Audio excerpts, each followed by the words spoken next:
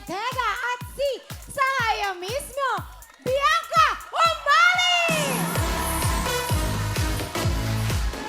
Ang ganda!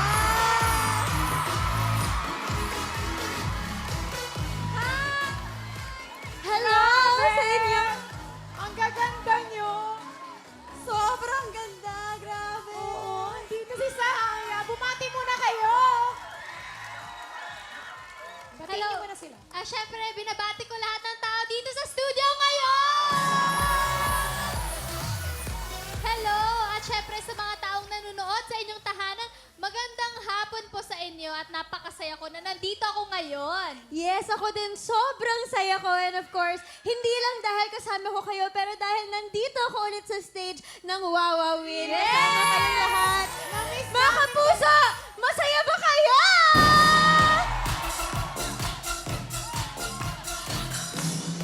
Ang ganda-ganda naman ni Sahaya. Salamat.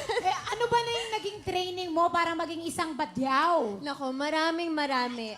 Yung training ko o yung paghahanda ko para gampanan ko si Sahaya, napakahabang proseso. At hanggang ngayon, inaaral ko pa rin siya actually. Meron akong training para sa freediving, meron din kaming training para sa pananalita, meron din kaming training para sa pagsasayaw o yung sayaw ng mga badyaw na tinatawag nating igal.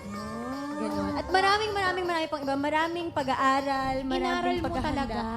Yes. Talagang Sobra. in-absorb mo yung pagiging badyaw. Oo. Naku, mukhang mahusay. Salamat. Ganyan dapat yung mga actress. Nakaka-excite! Oo. Salamat. Thank At you. marami tayong matututunan. Yes. No, Sigurado ako. Ay, naku, excited na ako makilala niya si Sahaya. Totoo. Ikaw naman, Ashley.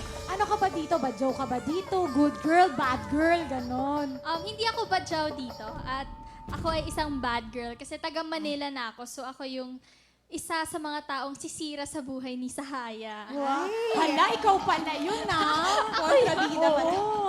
Nako. Kaya abangan nila yon lalo na sa love triangle nila, sa pamilya. So abangan nila yon. Ayan, naabangan talaga namin yan. At sino-sino ba ang mga kasama nyo dito?